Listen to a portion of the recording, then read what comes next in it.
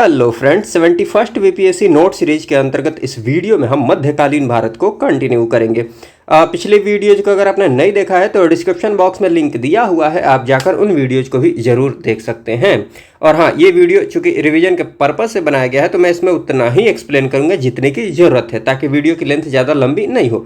हाँ, उतना एक्सप्लेन जरूर कर दूंगा ताकि आपको कोई दिक्कत नहीं हो, कोई कन्फ्यूजन नहीं हो। चलिए बिना किसी देरी के इस वीडियो को हम शुरू करते हैं, एक एक करके सारी बातों को डिस्कस करते हैं। देखिए, इसके पहले हमने सल्तनत काल तक की बातें कर ली हैं, इसके आगे हम बात करेंगे विजयनगर साम्राज्य की, और इसी में बहमनी साम्राज्य की भी बात करेंगे। उसके बाद भक्ति और सूफी आंदोलन की बात करेंगे। तो ये सारी बातें हम करने वाले हैं। और चलिए, विजयनगर साम्राज्य को शुरू करने से पहले कुछ एक महत्वपूर्ण बातें हैं, जैसे दिल्ली सल्तनत प्रशासन से संबंधित कुछ एक बातें हैं। इसके अलावा कुछ एक और महत्वपूर्ण बातें हैं एग्जाम पर्सपेक्टिव से, उनको जल्दी से देख लेते हैं। इसके बाद विजयनगर साम्राज्य की बात करते हैं। अब देखिए, दिल्ली सल्तनत के अंतर्गत अगर जो प्रमुख प्रशासनिक विभाग है उनकी बात कर ली जाए तो ये देखिए, इस विभाग का नाम ध्यान रख लीजिएगा। हालांकि इसकी बात हमने पहले भी कर ली है। दीवाने अर्ज, अर्ज जहाँ पर लगा हुआ है तो समझिएगा कि ये सेना से संबंधित है, ठीक, सैन्य विभाग से संबंधित है। तो दीवाने अर्ज की बात कर ली जाए तो ये सैन्य विभाग है, और इसके जो प्रारंभकर्ता है ये कौन है? बलबन है, ठीक। तो नाम ध्यान रख लीजिएगा, ये मैंने पहले भी बता दिया है। और इसके जो अध्यक्ष होते थे, जिसके द्वारा इसको नेतृत्व प्रदान किया जाता था, उसको क्या बोला गया है? आरिजे मुमालिक। तो ये बात भी आप ध्यान रख सकते हैं। बाकी दीवाने मुस्तखराज की बात कर ली जाती है, वित्त विभाग है। इसकी शुरुआत अलाउद्दीन खिलजी के द्वारा की जाती है।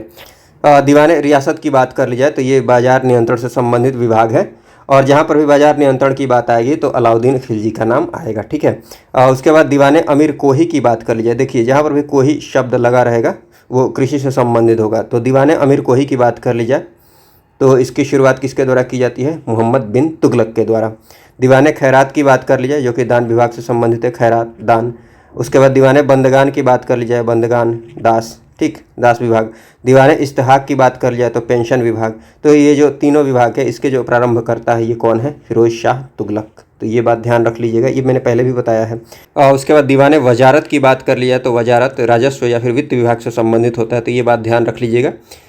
जो कि इस विभाग की बात कर लिया, किसके अंडर में होता था? वजीर, वजीर जो कि प्रधानमंत्री के रूप में काम करता था। दीवाने इंशा की बात कर ली जाए तो ये जो सरकारी पत्राचार होता था कम्युनिकेशन के लिए, सरकारी पत्राचार विभाग से संबंधित है दीवाने इंशा।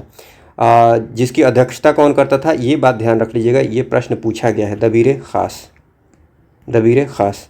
उसके बाद दीवाने रसालत की बात कर ली जाए तो ये जो विदेशी मामले होते थे, विदेशी मामले या फिर धार्मिक मामले से संबंधित विभाग है दीवाने रसालत। तो ये सारी बातें हैं प्रशासनिक विभाग से संबंधित दिल्ली सल्तनत के अंतर्गत।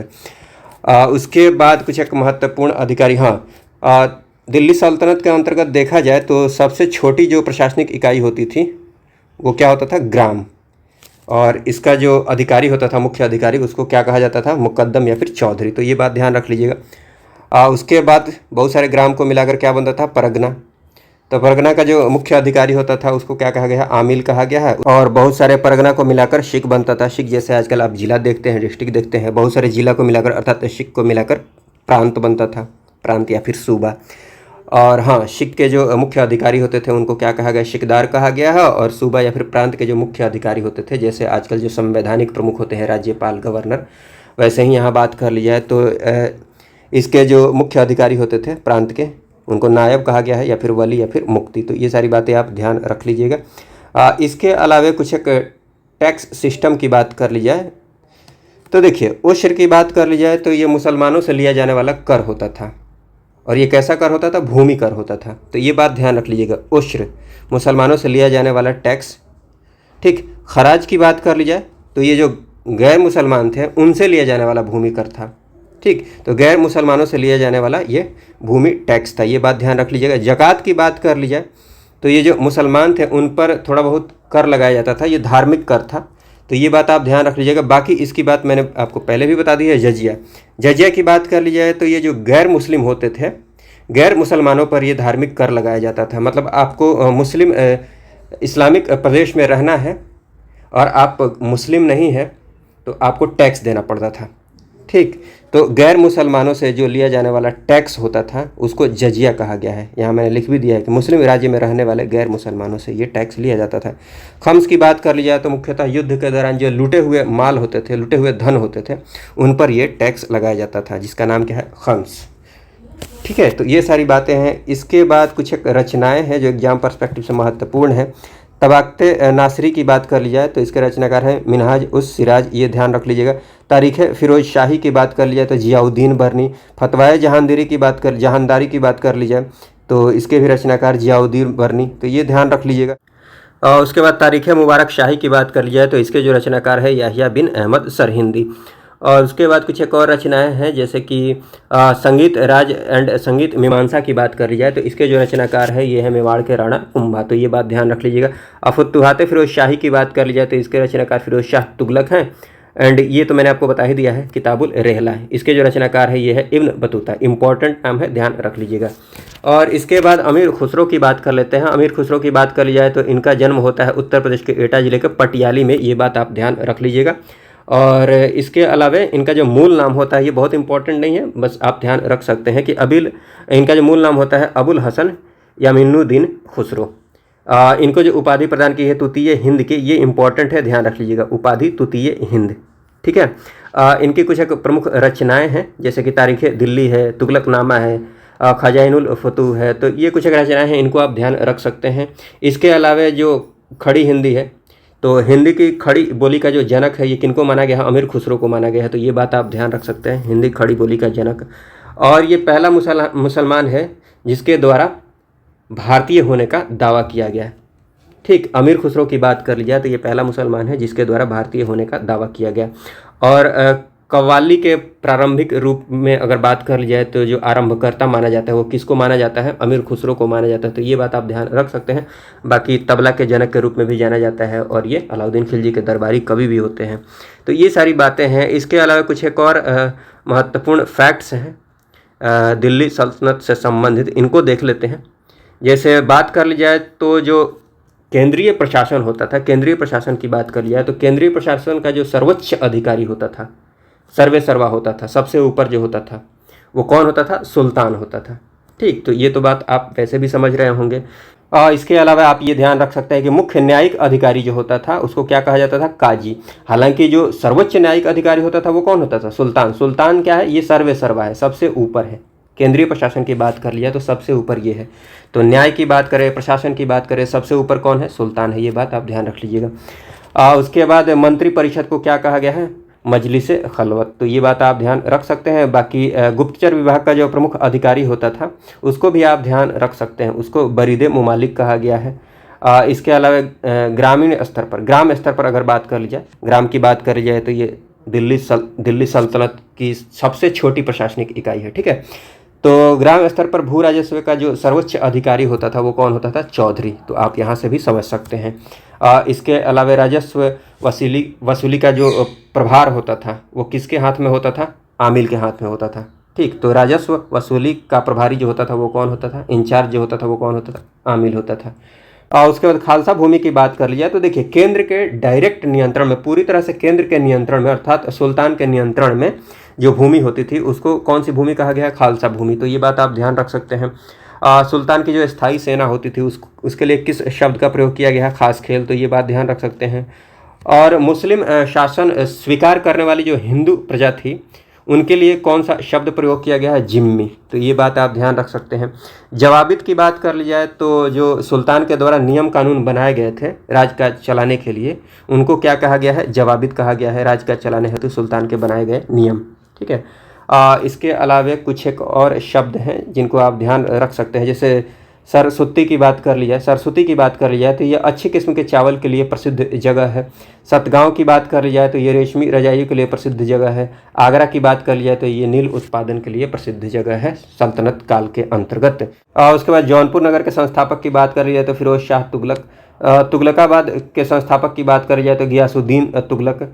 और उसके बाद विजय स्तंभ की बात कर ली जाए तो ये मेवाड़ के राणा कुंभा से संबंधित है।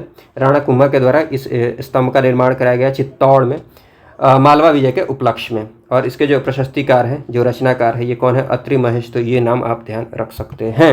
चलिए अब बात कर लेते हैं विजयनगर साम्राज्य की। विजयनगर साम्राज्य की बात कर ली जाए तो इसकी स्थापना का जो मुख्य उद्देश्य होता है, और देखिए उद्देश्य समझने से पहले आप विजयनगर साम्राज्य को यहाँ मैप में देखिए। आप देखिएगा कि भारत के बिल्कुल दक्षिण में ये आपको दिख रहा होगा विजयनगर साम्राज्य, ये विजयनगर साम्राज्य का एरिया है। और इसके उत्तर में आप देखिएगा यहाँ पर आपको दिखेगा बहमनी साम्राज्य। अभी हम बहमनी साम्राज्य की भी बात करने वाले हैं, वहाँ पर भी मैं आपको मैप में दिखा दूंगा बहमनी साम्राज्य को। तो असल में यहाँ पर देखिएगा कि विजयनगर साम्राज्य के उत्तर में यहाँ देखिएगा बहमनी साम्राज्य, जो कि एक मुस्लिम राज्य है। और बहमनी साम्राज्य के उत्तर में आप जाइएगा तो आप देखिएगा दिल्ली सल्तनत, वहाँ पर भी मुस्लिम शासन है। तो असल में विजयनगर साम्राज्य की स्थापना का जो मुख्य उद्देश्य होता है, जो मुस्लिम आक्रमण होते हैं, मुस्लिम जो शासन होता है उनके विरुद्ध हिंदू संस्कृति को बनाए रखने के लिए, बचाए रखने के लिए, संरक्षण के लिए, मंदिरों को पुनः जीवित करने के उद्देश्य से इस साम्राज्य की स्थापना की जाती है। दो भाई होते हैं हरिहर एवं बुक्का नाम से, तो इनके द्वारा विजयनगर साम्राज्य की स्थापना की जाती है। ठीक, तो ये जो हरिहर एवं बुक्का होंगे ये किस वंश के होंगे? ये होंगे संगम वंश के। ठीक, तो संगम वंश की बात कर ली जाए तो इसके संस्थापक कौन हो जाते हैं? हरिहर एंड बुक्का। ये दो भाई होते हैं हरिहर बुक्का, तो इनका नाम आप जरूर ध्यान रख लीजिएगा। 1336 ईस्वी में विजयनगर साम्राज्य की स्थापना की जाती है।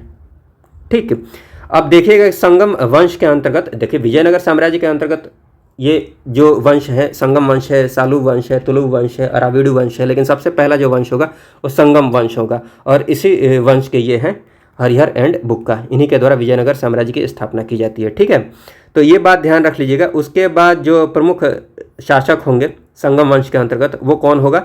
हरिहर द्वितीय। हरिहर द्वितीय की बात कर ली जाए तो इसके द्वारा आप देखिएगा कि जो बहमनी राज्य होगा, बहमनी राज्य से बेलगांव और गोवा छीन लिया जाता है, मतलब जीत लिया जाता है। तो ये बात आप ध्यान रख सकते हैं हरिहर द्वितीय के द्वारा।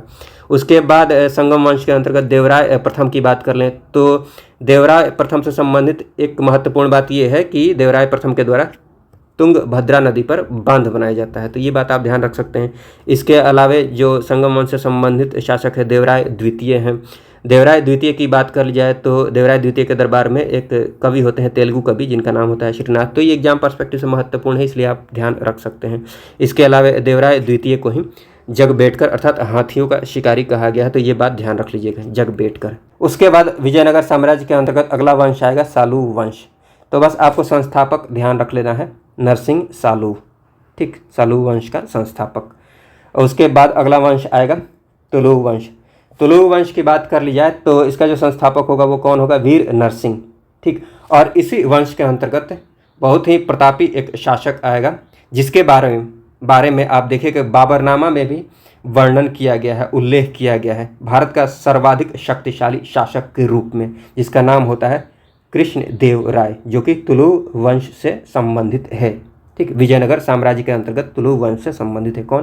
कृष्ण देव राय। तो कृष्ण देव राय के बारे में हम बहुत सारी बातें यहाँ पर देखने वाले हैं जो एग्जाम पर्सपेक्टिव से महत्वपूर्ण है, यहाँ पर देखेंगे हम। और उसके पहले यहाँ आप देख लीजिए कृष्ण देव राय के बाद इसका जो टाइम पीरियड होता है 1509 से लेकर 1530 तक, तो ये थोड़ा बहुत आप ध्यान रख सकते हैं। बाकी तुलु वंश के अंतर्गत अच्युत देव राय एक शासक होगा। इसके बाद सदाशिव राव की बात कर ली जाए तो यहाँ पर आप देखिएगा इसका जो टाइम पीरियड होगा 1542 से 1572 तक। असल में देखिएगा कि सदाशिव राव के टाइम में इसकी जो शक्ति होती है विजयनगर साम्राज्य की, वास्तविक शक्ति चली जाती है, ये अराविडु वंश का एक मंत्री होगा राम राय, इसके हाथ में चली जाती है। ठीक, और इसी के टाइम में एक युद्ध होगा तालीकोटा का युद्ध, तालीकोटा या फिर बन्नीहट्टी या फिर राक्षस तगड़ी के युद्ध के नाम से इसको जानते हैं, जो एग्जाम पर्सपेक्टिव से महत्वपूर्ण है। तो इसकी बात हम करने वाले हैं बहमनी साम्राज्य को डिस्कस करने के बाद से। ठीक, तो यहाँ पर देखिएगा, चलिए यहाँ पर हम कृष्ण देव राय से संबंधित जो महत्वपूर्ण बातें हैं एग्जाम पर्सपेक्टिव से उनको देख लेते हैं। तो कृष्ण देव राय की बात कर ली जाए तो इनके बारे में मैंने अभी बताया है कि बाबरनामा में ये उल्लेख किया गया है भारत का सर्वाधिक शक्तिशाली शासक के रूप में कृष्ण देव राय को। इसके अलावा कृष्ण देव राय को जो उपाधि मिली हुई है अभिनव भोज एंड आंध्र भोज की, ये आंध्र भोज आप जरूर ध्यान रख लीजिएगा। और कृष्ण देव राय के द्वारा कुछ एक रचनाएँ हैं, महत्वपूर्ण है, ध्यान रख लीजिएगा। एक है ये अमुक्तमाल्यद और एक है जाम्बतिक कल्याणम। ठीक, तो ध्यान रख लीजिएगा। उसके बाद देखिएगा कृष्ण देव राय के दरबार में अष्ट दिग्गजों का निवास होता है, 8 बड़े बड़े तेलुगु विद्वानों का निवास होता है। इसी वजह से आप देखिएगा कि तेलुगु साहित्य का स्वर्ण युग कहा गया है कृष्ण देव राय के टाइम को। उसके बाद कृष्णदेव राय के द्वारा कुछ एक निर्माण कराया जाता है जो महत्वपूर्ण है। जैसे हजारा मंदिर की बात कर ली जाए, विट्ठल मंदिर की बात करें, नागलपुर नगर की बात कर ली जाए, तो ये कुछ एक महत्वपूर्ण नाम है, ये जरूर ध्यान रख लीजिएगा। जिसकी स्थापना किनके द्वारा की गई है, जिनका निर्माण किनके द्वारा किया गया है, कृष्णदेव राय के द्वारा। हजारा मंदिर, विट्ठल मंदिर, नागलपुर नगर। ठीक, और विट्ठल मंदिर की बात कर ली जाए तो इसके जो स्तंभ हैं, जो पिलर हैं, वहाँ से संगीतमय स्वर निकलते हैं, तो ये बात ध्यान रख लीजिएगा, स्तंभ से संगीतमय स्वर। ठीक, विट्ठल मंदिर। बाकी निर्माण जो किया गया है कृष्णदेव राय के द्वारा, हजारा मंदिर का निर्माण कराया गया है, विट्ठल मंदिर, नागलपुर नगर। और हाँ, ये याद रखने की जरूरत नहीं है, समकालीन जो पुर्तगाली होता है अल्बुकर्क, देखिएगा पुर्तगाली गवर्नर जो होगा, ये टाइम पीरियड आपको ध्यान है 1509 से लेकर 1530 तक कृष्णदेव राय का ये टाइम पीरियड है, तो आप आसानी से ध्यान रख सकते हैं कि अल्बुकर्क इसी टाइम में रहेगा। ठीक है, उसके बाद देखिएगा ये कुली कुतुब शाह को पराजित किया जाता है कृष्णदेव राय के द्वारा गोलकुंडा के युद्ध में। गोलकुंडा का जो युद्ध होता है, तो अभी हम बहमनी साम्राज्य की बात करने वाले हैं, वहाँ पर देखेंगे, कुली कुतुब शाह की बात करेंगे। ठीक, तो ये सारी बातें हैं। इसके अलावे आप देखिएगा, हाँ, कुछ एक विदेशी यात्री आते हैं विजयनगर साम्राज्य के अंतर्गत। देखिएगा कि इटली का एक यात्री आएगा जिसका नाम होता है निकोलो कोंटी, देवराय प्रथम के टाइम में आएगा, देवराय द्वितीय के टाइम में आएगा अब्दुल रज्जाक जो कि फारस का होगा, और नूनी जाता है जो कि पुर्तगाली होता है, अच्युत देवराय के टाइम में आता है। डोमिंगो पायस की बात कर ली जाए, बारबोसा की बात कर ली जाए, ये दोनों पुर्तगाली होते हैं। ये कब आते हैं, कृष्णदेव राय के टाइम में। ठीक, तो ये सारी बातें आप ध्यान रख लीजिएगा। उसके बाद हम बात करें तो ये हम बात करेंगे अभी तालिकोटा के युद्ध की बात करेंगे, एग्जाम पर्सपेक्टिव से बहुत ही महत्वपूर्ण है। उसके पहले हम बहमनी साम्राज्य की बात करेंगे। ठीक है, हाँ, चलिए, विजयनगर साम्राज्य के अंतर्गत अगर बात करी जाए तो देखिए, प्रशासनिक इकाई की बात करें तो ये थोड़ा सा आप ध्यान रख सकते हैं। कुछ एक और महत्वपूर्ण बातें हैं विजयनगर साम्राज्य से संबंधित। देखिए, इनकी प्रशासनिक इकाई की बात कर ली जाए तो सबसे छोटी जो प्रशासनिक इकाई होती थी उसको क्या कहा गया है, उर कहा गया है, जिसको हम गांव बोलते हैं, उर, ग्राम। बहुत सारे ग्राम को मिलाकर, बहुत सारे उर को मिलाकर क्या बनता था, नाडु बनता था। बहुत सारे नाडु को मिलाकर कोट्टम या फिर वलनाडु बोला गया है, जिसको हम आज डिस्ट्रिक्ट बोलते हैं, जिला बोलते हैं, तो ये बनता था। उसके बाद बहुत सारे कोट्टम या वलनाडु को मिलाकर मंडल बनता था, जिसको हम प्रांत बोलते हैं, राज्य बोलते हैं। ठीक, तो ये थोड़ा सा आप ध्यान रख लीजिएगा। इसके अलावा देखिएगा कि उम्बली शब्द का जो प्रयोग किया गया है, किस लिए किया गया है, ये असल में कर मुक्त भूमि के लिए प्रयोग किया गया है। तो ग्राम में विशेष सेवाओं के बदले दी जाने वाली ये कर मुक्त भूमि होती थी। ठीक, जिसको क्या कहा गया है, उम्बली कहा गया है। तो उम्बली टैक्स फ्री भूमि होती थी।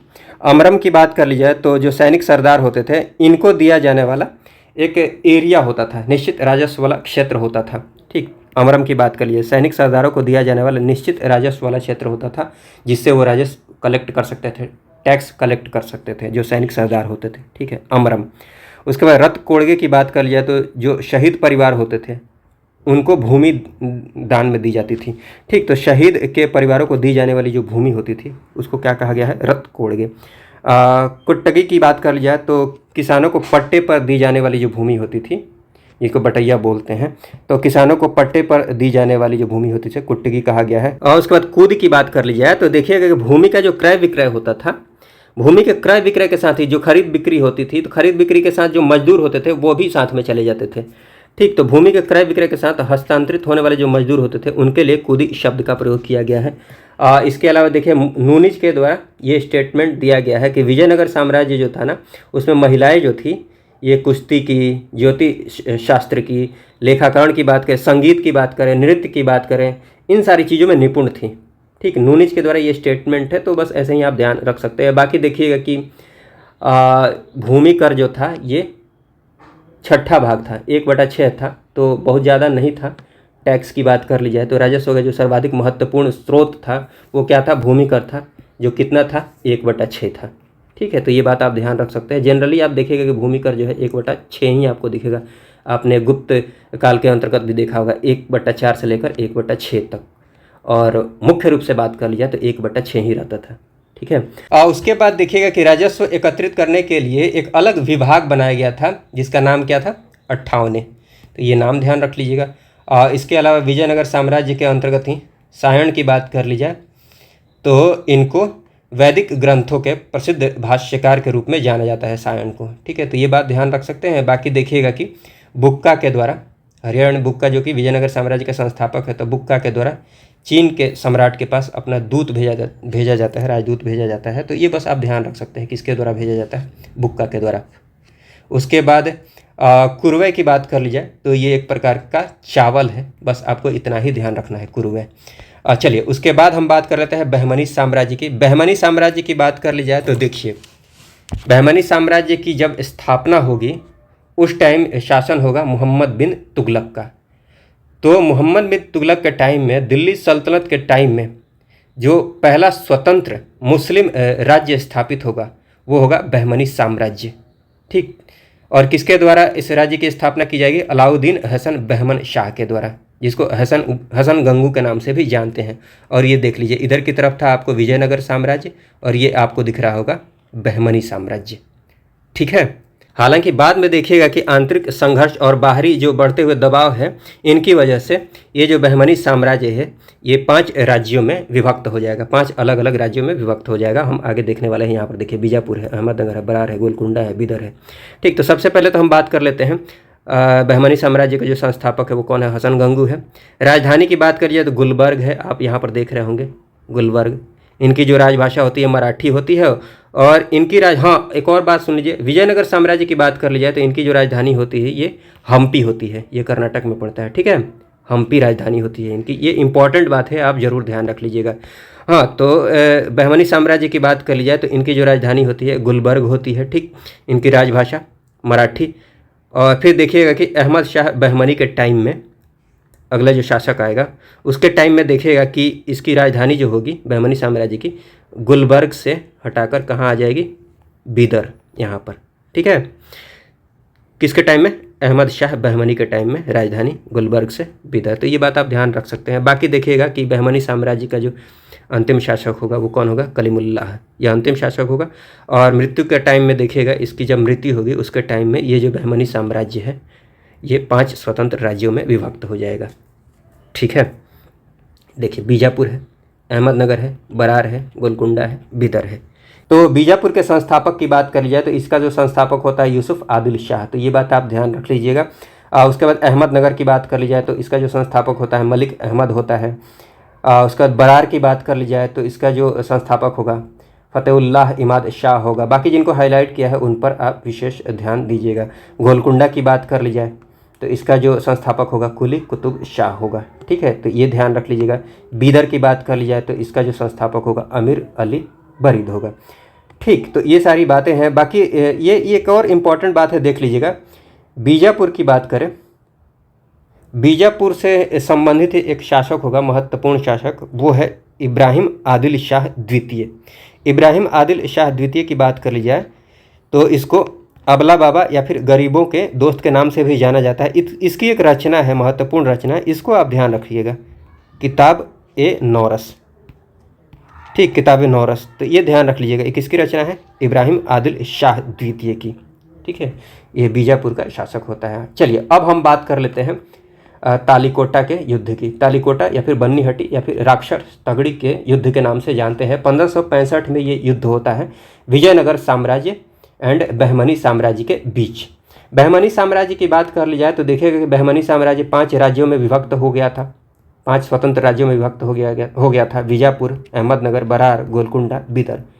तो जो तालीकोटा का युद्ध होता है इसमें देखिएगा कि बहमनी साम्राज्य के अंतर्गत बीजापुर, अहमदनगर, गोलकुंडा और बिदर ये तो भाग लेंगे, लेकिन ये जो बरार है ये बरार भाग नहीं लेगा। बाकी 4 जो राज्य हैं ये भाग लेंगे, बरार भाग नहीं लेगा। तो ये इंपॉर्टेंट बात है, आप ध्यान रख लीजिएगा। तालीकोटा के युद्ध में बहमनी साम्राज्य के अंतर्गत 5 राज्यों में से एक राज्य भाग नहीं लेगा, जिसका नाम है बरार। ठीक है, और बहमनी साम्राज्य का जो नेतृत्व किया जाता है इस युद्ध में वो किसके द्वारा किया जाता है? अली आदिल शाह के द्वारा। तो ये बात ध्यान रख लीजिएगा। और विजयनगर साम्राज्य का नेतृत्व कौन कर रहा था? राम राय। राम राय की बात कर ली जाए तो देखिए, ये मैंने आपको बताया था, ये अराविड वंशीय मंत्री था राम राय। ठीक, ये भी बात आप ध्यान रख सकते हैं। अराविड वंश का जो संस्थापक होता है वो कौन होता है? तिरुमल होता है। तो अराविड वंशीय मंत्री था राम राय, इसी के नेतृत्व में ये युद्ध होता है। विजयनगर साम्राज्य का नेतृत्व कौन करता है? राम राय। लेकिन यहाँ पर देखिएगा कि विजयनगर साम्राज्य की पराजय हो जाती है। ठीक, तो ये बात ध्यान रख लीजिएगा। तालीकोटा का जो युद्ध होता है इसमें विजयनगर साम्राज्य की पराजय होती है। चलिए, तो ये सारी बातें हैं। इसके बाद विजयनगर साम्राज्य, बहमनी साम्राज्य के बाद एक आप देखिएगा कश्मीर की तरफ 15वीं शताब्दी में लगभग एक शासक होगा, बहुत महत्वपूर्ण शासक है, एग्जाम पर्सपेक्टिव से महत्वपूर्ण है। इसके बारे में कुछ एक बातें हैं जो ध्यान रखनी ज़रूरी है। नाम है जैनुल आबदीन। जैनुल आबदीन की बात कर ली जाए तो इसको कश्मीर के अकबर के नाम से जाना जाता है, महत्वपूर्ण बात है, ध्यान रख लीजिएगा। इसके अलावा बुढ़ शाह, महान, जिसका शाब्दिक अर्थ होता है महान सुल्तान, तो कश्मीर का अकबर, बुढ़ शाह इत्यादि नामों से जैनुल आबदीन को जाना जाता है, ध्यान रख लीजिएगा। जैनुल आबदीन की बात कर लिया तो इसके द्वारा जजिया को समाप्त किया जाता है, गो हत्या पर पाबंदी लगाई जाती है, लेकिन सती प्रथा पर प्रतिबंध समाप्त कर दिया जाता है। तो ये कुछ एक बातें हैं, आप ध्यान रख लीजिएगा। बाकी ये जरूर ध्यान रख लीजिएगा, कश्मीर का अकबर किसको कहा जाता है? जैनुल आबदीन को। चलिए अब हम बात कर लेते हैं भक्ति और सूफी आंदोलन की। सबसे पहले बात करते हैं भक्ति आंदोलन की। देखिए, भक्ति आंदोलन की बात कर ली जाए तो इसकी शुरुआत होगी आपको द्रविड़ क्षेत्र से, अर्थात दक्षिण भारत से। दक्षिण भारत से इसकी शुरुआत होगी। लगभग देखिएगा 8वीं शताब्दी से इसकी शुरुआत हो जाएगी, शंकराचार्य के उदय के साथ ही। लेकिन मुख्य रूप से देखिएगा कि दक्षिण भारत में जो भक्ति आंदोलन का प्रचार प्रसार होगा, भक्ति आंदोलन को आगे बढ़ाया जाएगा, वो अलवार एंड जो नयनार संत होते हैं इनके द्वारा। इनकी बातें हमने पहले भी कर ली है। वैष्णव धर्म के जो प्रचार प्रसार करने वाले संत थे उनको अलवार कहा गया है, और शैव धर्म के प्रचार प्रसार वाले जो संत हैं इनको नयनार कहा गया है। तो इनकी बातें हमने प्राचीन भारत के अंतर्गत ही कर ली है, तो यहाँ पर ज़्यादा बात नहीं करेंगे। फिर बाद में आप देखिएगा कि लगभग 15वीं 16वीं शताब्दी में भक्ति आंदोलन का पुनर्जन्म होता है, और बड़े स्तर पर भक्ति आंदोलन का आपको प्रसार देखने को मिलेगा। देखिए, भक्ति आंदोलन की शुरुआत करने से पहले थोड़ा सा भक्ति आंदोलन के स्वरूप को देख लेते हैं। एक तो आप देखते होंगे, आपने सुना होगा निर्गुण भक्ति, और एक आपने सुना होगा सगुण भक्ति। देखिए, आपको बस इसमें बेसिक डिफरेंस ध्यान रखना है। जैसे निर्गुण भक्ति की बात कर ली जाए तो निर्गुण भक्ति में आस्था रखने वाले जो लोग हैं इनको निराकार ईश्वर में विश्वास है। निराकार कहने का मतलब ये है कि ईश्वर का कोई भी आकार नहीं है, रंग रूप नहीं है, ठीक है। तो निराकार ईश्वर में विश्वास है निर्गुण भक्ति में आस्था रखने वाले लोगों को। वही सगुण भक्ति की बात कर ली जाए तो इनको साकार ईश्वर में विश्वास है, मतलब जो ईश्वर है, ईश्वर का एक रूप है, रंग है। इसलिए आप देखिएगा कि सगुण भक्ति में आस्था रखने वाले लोग मूर्ति पूजा में आस्था रखते हैं, ठीक। यहाँ पर देख लीजिएगा, निर्गुण भक्ति के अंतर्गत जो प्रमुख संत आते हैं, जैसे आप कबीर का नाम सुनते होंगे, गुरु नानक हो गए, सिख धर्म के संस्थापक, रैदास हो गए। तो ये कुछ एक महत्वपूर्ण नाम है, इनके नाम आप ध्यान रख लीजिएगा। बाकी सगुण भक्ति के अंतर्गत कुछ एक महत्वपूर्ण नाम है, जैसे रामानंद हो गए, तुलसीदास हो गए, सूरदास हो गए, मीरा हो गई, ठीक। तो ये कुछ एक महत्वपूर्ण नाम है, तो इनको आप थोड़ा ध्यान रख लीजिएगा। चलिए, उसके बाद एक एक करके जितने भी महत्वपूर्ण संत होते हैं उनकी बात करते हैं। जैसे रामानंद की बात कर लीजिए तो उत्तर भारत में भक्ति आंदोलन के प्रवर्तक के रूप में इनको जाना जाता है, और इनके जो प्रमुख शिष्य होते हैं इनको आप थोड़ा सा ध्यान रख लीजिएगा। जैसे कबीर होते हैं, कबीरदास, ये जुल्हा जाति के होते हैं। रैदास जो होते हैं ये चमार जाति के होते हैं। ये थोड़ा सा ध्यान रख लीजिएगा, मैचिंग वाले प्रश्न ये पूछ लिए जाते हैं, ठीक है। वैसे धन्ना की बात कर ली जाए तो ये जाट होते हैं। सेना की बात कर ली जाए तो ये नाई, और इनके शिष्य में 2 शिष्याएँ होती हैं, 2 स्त्रियाँ होती हैं, एक पद्मावती, एक सुरसरी। तो ये बात भी आप ध्यान रख सकते हैं, ठीक। उसके बाद कबीर की बात कर ली जाए तो ये मैंने आपको बता ही दिया है कि रामानंद के शिष्य हैं, और इनकी रचनाएँ हैं। इनकी रचनाओं की बात कर ली जाए तो एक साखी है, सबद है और रमैनी है, और इन्हीं का जो संकलन है इसको क्या कहा गया है? बीजक कहा गया है। तो ये बात आप ध्यान रख लीजिएगा, साखी, सबद, रमैनी, इनका संकलन है बीजक। उसके बाद गुरु नानक की बात कर ली जाए तो इनका जन्म 1469 में होता है पाकिस्तान के तलवंडी में। कहाँ पर? ननकाना साहिब में। और ये तो आप जानते ही हैं कि ये सिख धर्म के संस्थापक है। सिकंदर लोधी के टाइम में सिख धर्म की स्थापना होती है गुरु नानक के द्वारा।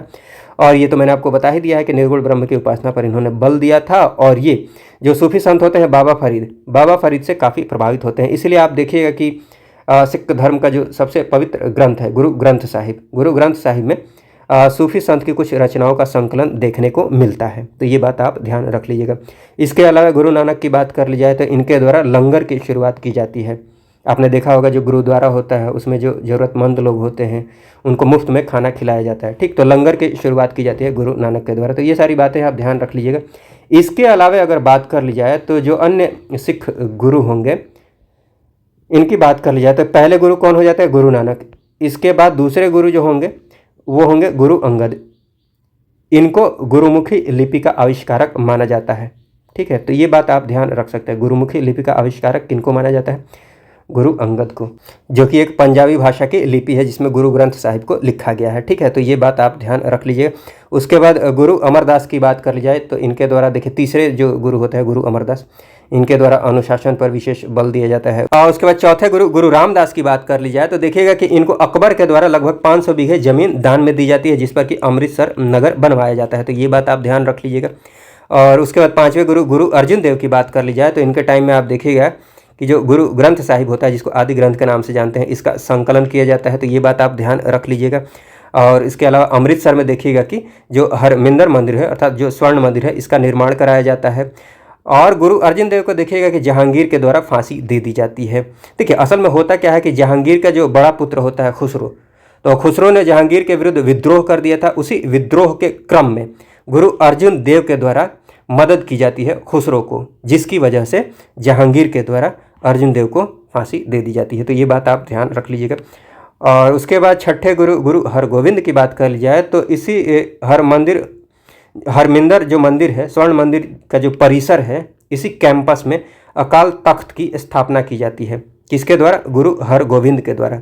तो अकाल तख्त का जो संस्थापक है, अकाल तख्त के जो संस्थापक है वो कौन है? गुरु हरगोविंद। तो ये नाम आप ध्यान रख लीजिएगा। उसके बाद गुरु हरगोविंद के बारे में एक और बात आप जान सकते हैं कि जो सिख समुदाय थे, सिख समुदाय को एक लड़ाकू समुदाय के रूप में बदलने का जो काम प्रारंभ किया जाता है वो किनके द्वारा किया जाता है? गुरु हरगोविंद के द्वारा। उसके बाद देखिएगा कि अल्टीमेटली जो सिखों के अंतिम गुरु होंगे गुरु गोविंद सिंह, जो 10वें गुरु होंगे, अंतिम गुरु होंगे गुरु गोविंद सिंह, इनके नेतृत्व में आप देखिएगा कि सिख जो होगा ना, सिख एक राजनीतिक और फौजी ताकत बनकर उभरेगा। ठीक, तो ये सारी बातें हैं। उसके बाद इनके 7वें गुरु होते हैं गुरु हरराय। उसके बाद 8वें गुरु हो जाते हैं गुरु हरकिशन, और ये सबसे कम टाइम तक रहेंगे, सबसे कम अवधि तक रहेंगे। तो ये बात आप ध्यान रख सकते हैं। उसके बाद 9वें जो गुरु होंगे इनके गुरु तेग बहादुर, इनको औरंगजेब के द्वारा फांसी दी जाती है। तो ये एग्जाम पर्सपेक्टिव से फिर महत्वपूर्ण हो जाता है, गुरु तेग बहादुर 9वें गुरु। ठीक, तो ये सारी बातें हैं। और उसके बाद भक्ति आंदोलन के अंतर्गत अगले संत नामदेव की बात कर लें तो इनके द्वारा असल में महाराष्ट्र में भक्ति आंदोलन को लोकप्रिय बनाया जाता है। तो आप ध्यान रख लीजिएगा, ये महाराष्ट्र एरिया से संबंधित है। ठीक है, नामदेव, और ये वारकरी संप्रदाय से संबंधित होते हैं। वारकरी संप्रदाय की बात कर ली है तो संत ज्ञानेश्वर के द्वारा इस संप्रदाय की स्थापना की जाती है, जो भगवान विट्ठल की उपासना में आस्था रखते थे। और उसके बाद तुलसीदास जी की बात कर ली जाए तो इनका जन्म उत्तर प्रदेश के बांदा जिले के राजापुर गांव में होता है, और ये अकबर, जहांगीर एवं राणा प्रताप के समकालीन होते हैं। तो ये बात भी आप ध्यान रख सकते हैं। और देखिएगा दक्षिण भारत में कुछ एक संप्रदाय की स्थापना होगी। जैसे अद्वैतवाद की बात करी जाए तो इसके जो प्रवर्तक होते हैं वो कौन होते हैं? शंकराचार्य होते हैं। देखिए अद्वैतवाद का मतलब ये होता है ना, अ मतलब नहीं, द्वैत मतलब दो, मतलब आत्मा और परमात्मा की बात कर लिया है। तो आत्मा और परमात्मा जो है ना, ये दो नहीं है, ये एक ही है। तो इसमें इस सिद्धांत की बात कही गई है। उसके बाद विशिष्ट अद्वैतवाद की बात कर लीजिए। देखिए विशिष्ट प्लस अद्वैत, तो यहाँ पर भी अद्वैतवाद की बात कही गई है, लेकिन विशिष्ट अद्वैतवाद की मतलब यहाँ पर आत्मा और परमात्मा को एक माना गया है, लेकिन थोड़े भेद के साथ, थोड़े अंतर के साथ, मतलब थोड़ा सा अंतर माना गया है। ठीक है, विशिष्ट अद्वैतवाद में। तो विशिष्ट अद्वैतवाद के जो प्रवर्तक है वो कौन है? रामानुजाचार्य हैं। द्वैतवाद की बात कर ली जाए तो ये नाम से ही आपको पता चल रहा है, द्वैत मतलब दो, आत्मा और परमात्मा अलग अलग हैं। ठीक, तो द्वैतवाद की बात कर ली जाए तो इसके प्रवर्तक कौन है? माधवाचार्य हैं। और उसके बाद द्वैत अद्वैतवाद की बात कर ली जाए तो इसके प्रवर्तक कौन है? निम्बार्काचार्य हैं। शुद्धाद्वैत की बात कर ली जाए तो इसके प्रवर्तक वल्लभाचार्य हैं। तो ये कुछ एक संप्रदाय हैं, इनको आप रिवीजन के क्रम में देखते रहिएगा। बाकी कुछ एक प्रमुख जो संत हैं इनके काल क्रम को थोड़ा सा देख लीजिएगा। काल क्रम कभी कभी पूछ लिया जाता है।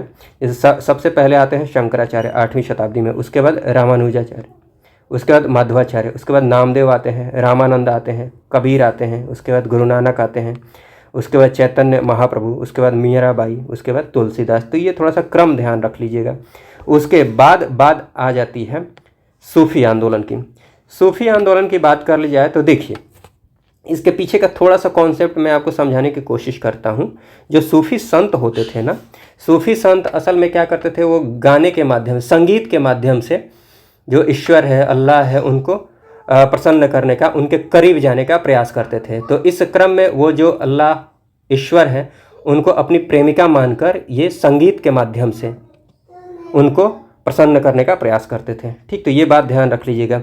तो सूफी आंदोलन की बात कर ली जाए तो यहाँ पर देखिएगा कि दो आपको परंपराएं देखने को मिलेंगी, एक तो बेशरा और एक बाशरा। बेशरा की बात कर ली जाए तो ये इस्लामिक नियम और जो परंपराएं थी इनको नहीं मानने वाले लोग थे। बे मतलब नहीं, ऐसे समझ लिए, बेशरा।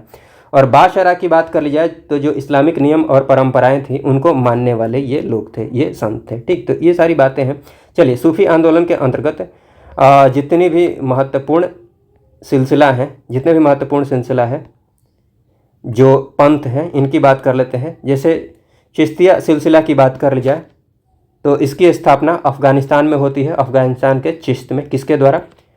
अबू इसहाक शमी चिश्ती के द्वारा एंड ख्वाजा अबू अहमद अब्दाल के द्वारा। लेकिन भारत में इस संप्रदाय की बात कर ली जाए, इस चिश्ती सिलसिला की बात कर ली जाए, इसका जो प्रचार प्रसार किया जाता है वो किसके द्वारा किया जाता है? ख्वाजा मोइनुद्दीन चिश्ती के द्वारा। तो ये इंपॉर्टेंट है, ध्यान रख लीजिएगा।